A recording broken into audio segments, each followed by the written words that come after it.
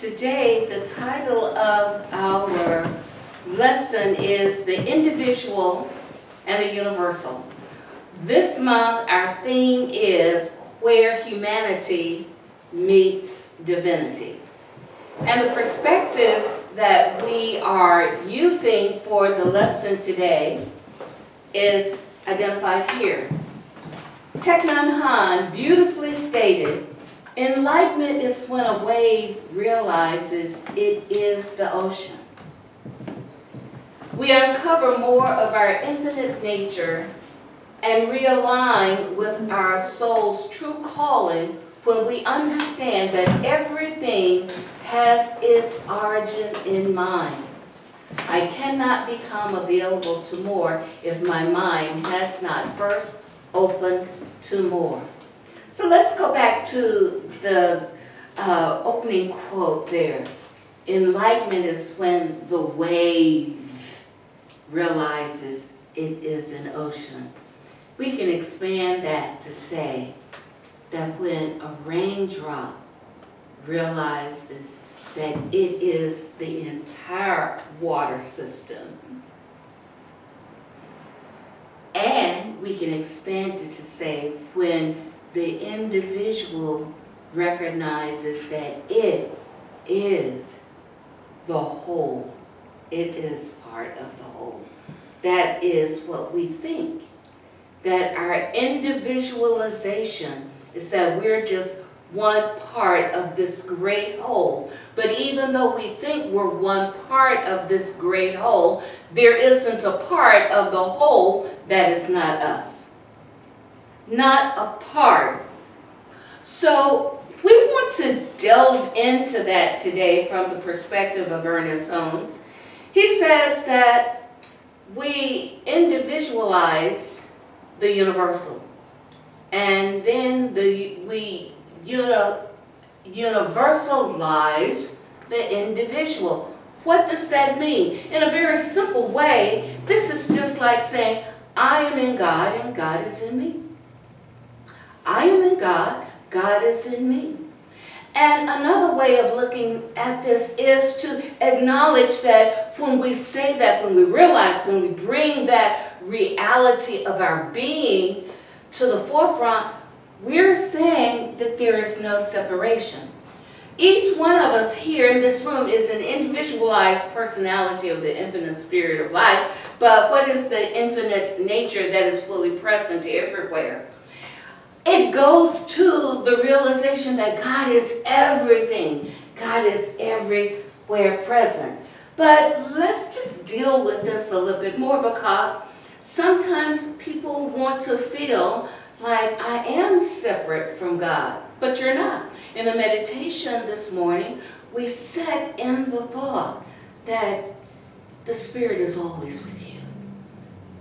I am with you always. I am with you always.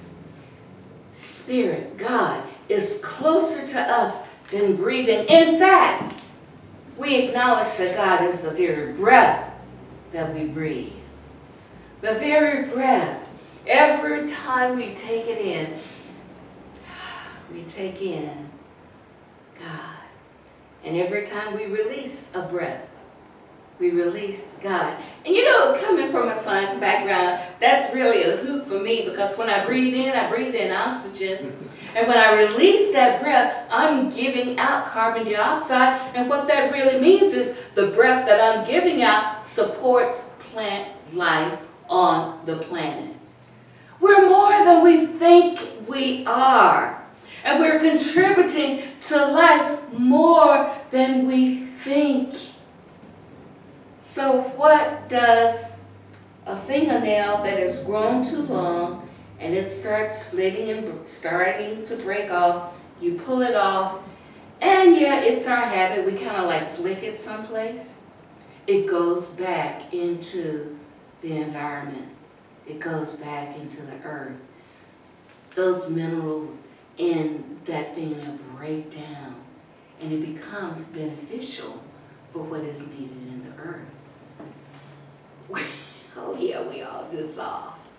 We all dissolve. We all dissolve. But okay, let's get out of the science and let's get back to here. Dr. Holmes gave us a few quotes that I'd like for us to consider as we go through this lesson. There is a place in us which lies open to the infinite. But when the Spirit brings its gift, it's pouring itself through us, it can give to us only what we take.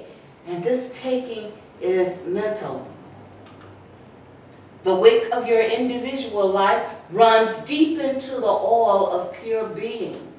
There is but life, and that life is your life now. You can find this in this thing called you, and there's the page number where you can find it. And the last quote, the search for divine unity, the realization of unity, necessitates the acceptance that there is no dividing line, that we shall expand, progress, evolve ad infinitum in a sequence from where we are to any stage that we shall ever become. Out of eternal becoming comes everlasting becoming. And this is found in the Anatomy of Healing Prayer. So with the lesson for this week, I'm really appreciative of it because it allows us the opportunity to look at our relationship with God and to realize our divinity within. How are we looking at that relationship? How are we utilizing it? What are the laws that we have created within our own lives that lets us know that I am one with God? I'm not here by myself. Let's look at this thing called gravity. How many of us are affected by gravity? How many of us have a law of gravity in our life? It doesn't matter where you go. Every place on the planet goes. I have gravity going on in my life. I'm held down in San Jose. All of us are held down right here in San Jose, right? Well, Beverly last week was elsewhere. You were held down by gravity there. You individually, not with us here, individually over yonder being held down by gravity. That means that there is a connection to this thing that is universal. So gravity is like a universal thing that happens on planet Earth, right?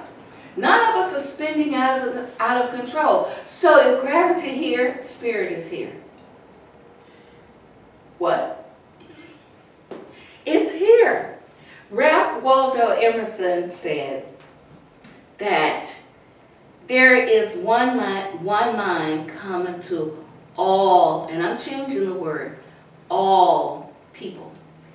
He actually said there's one mind that's common to all men, every man, all individual men, everybody, one mind.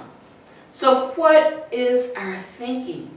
You cannot think that you're so different from anybody else that you are not affected by what happens on this global scale. Whatever is happening, as in today, over in Syria, that is happening to us. We may not be experiencing the effects of it, but I guarantee you the body as a whole cries because someone has been treated with a chemical agent, and that's not healthy to them. The health of the entire body needs to be lifted up.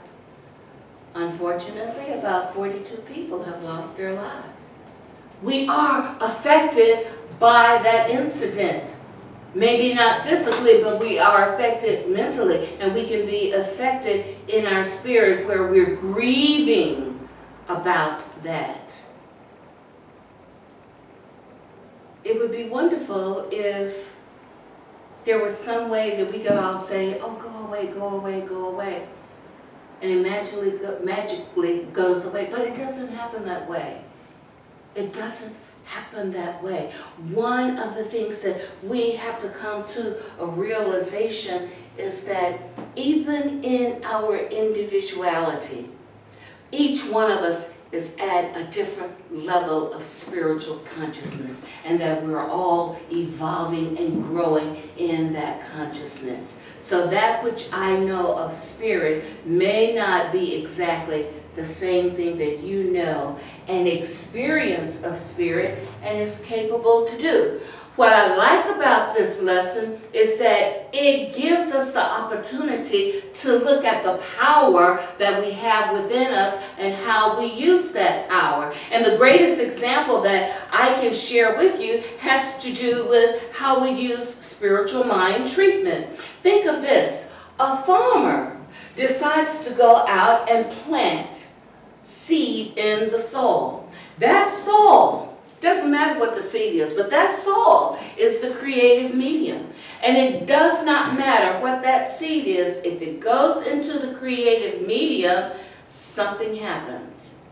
And the end result is that a plant will come forth. The individualization that's seen there is the seed. But let's break it open a little bit more.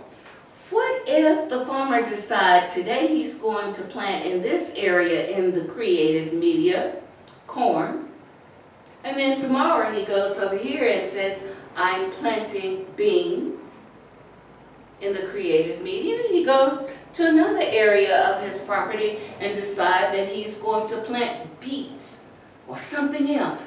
Each one is an individualization. The creative medium is the universal whole of the creative process. What is our belief? We're surrounded by a creative intelligence that receives the direct impress of our thought and it acts on it. The creative medium acts on that seed corn. The corn seed. The creative medium acts on the bean seed. The cabbage seed. It doesn't matter which. It acts.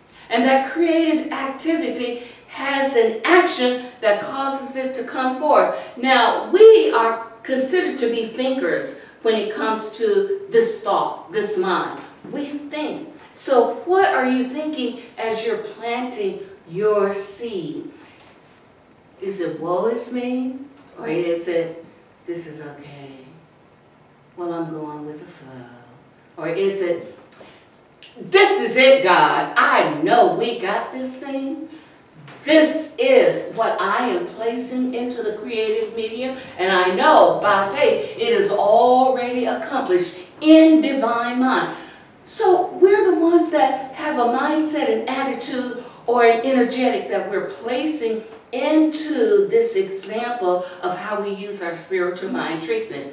And the way we actually put that energy in there sometimes can be the way in which it comes out. I've experienced, really, as the older women of the older jolly stuff, these women would get in there and they would do what they call, I'm turning my face to the wall.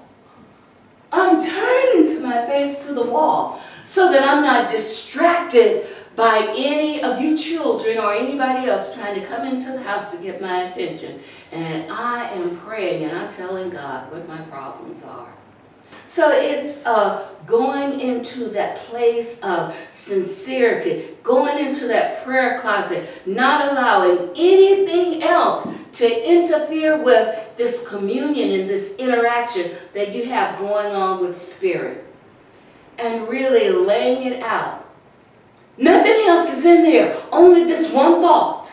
This one thought. And if that one thought is, I want happiness and peace in my household, that's the only thought that is going into that creative medium. And that's the only thought that the universe begins to individualize for that one that was doing that prayer. And what I witnessed was that there was a ceasing and there was this wonderful, all of a sudden, creeping of peace in the family. Somebody would stop doing this and somebody would stop doing that, and peace would flow onto the household. I also remember seeing how my mother, who was quite an emotional woman, and she would get upset if things were not perfect, you know, in that little place, the way she wanted them to be. They would have been okay for everybody else, but they had to be just right for her. And she would become upset over that. And she would begin to go into her thing. And her sisters, my aunts, would begin to pray to lift her out of that. To lift her out of that. And they would, through prayer, lift her out of that mindset, because they generated that energy of faith, of knowing, Daisy, the presence of God is with you, and you know God has never failed you. Everything you need is right. You've always got what you want. Look, these women were crazy. Look, you were mom and dad's favorite. You got everything you wanted. Why do you think you won't get this? They would say that. And they would do what they felt they needed to do to bring her out of that. So what I'm getting to through this example is that when we go into our place of using the power that is within us, that power that is available to each and every last one of us, we are individualizing the universe. At that point, we're connecting in with the infinite spirit, and we're laying it out, and then spirit says, all right, I've gotten the instructions, here it is. It's the same way as when you look at how the mind works. Spirit, soul, and body. The idea comes through the spirit. The conscious mind moves into the subconscious mind. All of the great work that needs to be done. Everything that caused the form to come about. Caused the form to come into shape. You can begin to see what it looks like, but totally not so just yet. But after a while, there is the full manifestation of that thing that you're looking for, just as you need it. Now, I know there's always that one in the class that would say, well, yeah, it came out, but it wasn't exactly what I had hoped it would be. And I have asked the question, did you get your minimum requirement met? And the answer is yes. And I'm saying, why did you stop doing your treatment or affirmation? Because if you wanted something more, you could have said, thank you, Papa, send more. Or thank you, love, send more. Thank you, goodness. You could have said, my goodness knows me, claims me, rushes to me. You didn't have to stop there. You could have been a receiver of that good right then and there, utilize it, and just as you do with a car, when it's time to trade it in for a new model, trade it in for the something more. This is what spiritual mind treatment, the power that is within us, gives us the ability to do. Whether it's a full-blown spiritual mind treatment, whether it's a prayer, or whether it's an affirmation, and for some, just a word.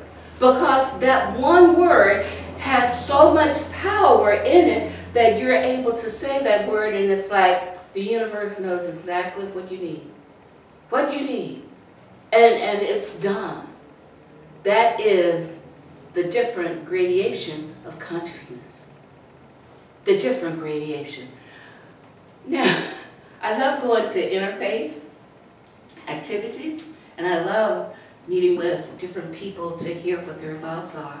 And what I can honestly say is that we may pray a little bit different, but when that faith, when that understanding, when that consciousness is strong, it doesn't matter what denomination, what tradition you're praying from, you get the answer to your prayer. You get the answer because you, the individual, you are connecting with the universal. You are connecting with God. It's as simple as that. Now, what we like to believe here in Science of Mind is that we're moving forward in our understanding, and yeah, it attracts people that really loves to deal with intelligence and all of that, and that's wonderful. That's good. I enjoy it. I feel at home in it. But here's the deal. One of the things that we must recognize is that this whole philosophy, this whole thing that we're talking about, the individual and the universal, means that it's God in me, as me, through me. God in man, as man, is man. God in human, is human. It's the human. That's what it means. Now, I want to do a little splitting of the hair here. Do not ever think that because you are individualized by the infinite spirit, having that individual personality, that you're separate and apart from the divine whole. God is incarnated within you. And do not think that as God is incarnated in you, that you don't have free will, because you still have the choice to make. Remember, as I shared earlier, that it is the energy and the mindset that you put into how you're doing your treatments, what you get out of it. God is not going to say, oh no, we're not going to do it that way, we're going to do it another way. No, you have a free will, and you're the one who decides how much you can have or how little you can have.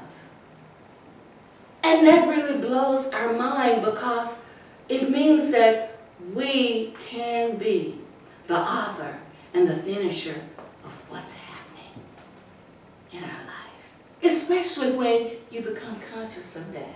Especially when you are in knowing of that. Especially when you know, you get up and you say, "Oy vey, this is a bad day." You're creating a bad day. Why not get up and say, "Oh, what a wonderful day. Wonderful, wonderful, wonderful meaning. This is what life is to be. Wonderful, wonderful, wonderful." And that follows you all the days of your life. That day, in this moment of now, it follows you all the day. Wherever I step, petals, flower petals are there for me to put my feet on. You may not see them, but the angels throw them out. They're there. And your day is wonderful. And it's amazing to see the serendipitous things that are happening.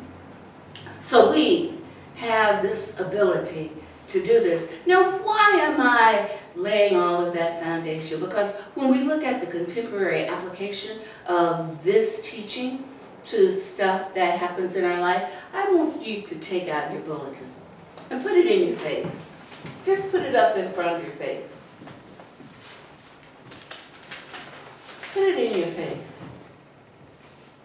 All right, now don't exactly look at it, but just look that way. What do you see? Are you really seeing the bulletin, or are you seeing something else? Are you seeing what's beyond, what's around the bulletin? Do you see the bulletin? Of course. Really? Do you see the details of the bulletin?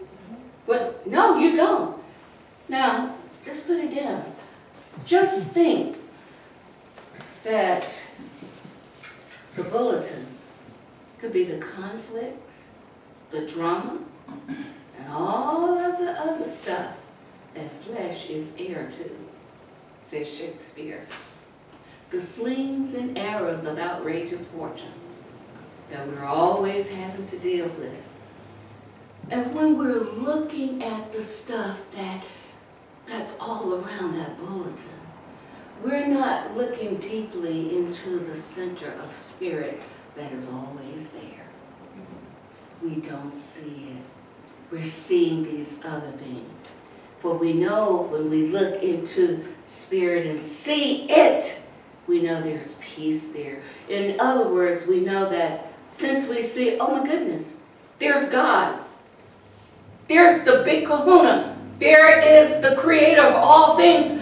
I can shift my thinking. I can shift what's happening here, because I'm not going to let my thoughts be with, oh my goodness, all of this drama. I can shift it to, I'm going to move to this place of God is peace, and I'm just going to stand here and let that peace rise up within me. I'm going to let that peace wash over me. I'm going to let a song that liberates me from that crazy thinking over there come upon me.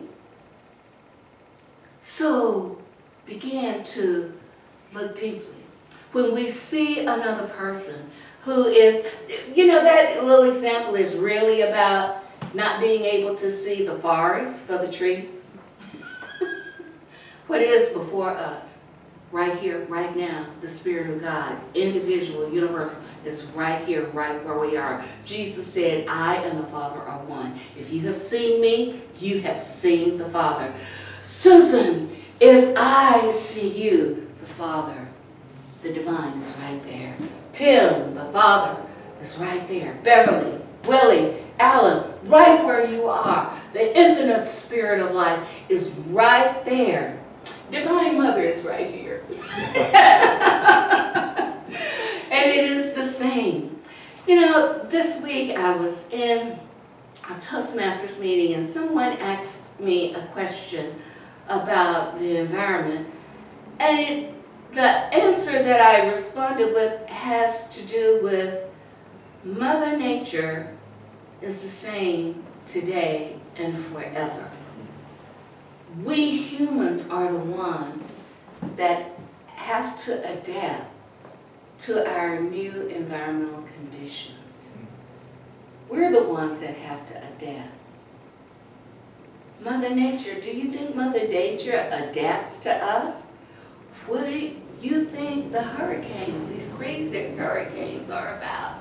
Mother Nature comes to clean out what is wrong. She cleans out the air so that, you know, it's a little bit better to breathe. And I think we experience some of those hurricanes in our life. And I would invite you to begin to lean into what is the Spirit saying to me when this drama, when these conflicts show up in my life. What is the universe's purpose for my life? Now, the reason why I'm shifting to that is because many of us have, and looking at the age group that's here, many of us have done wonderful and marvelous things.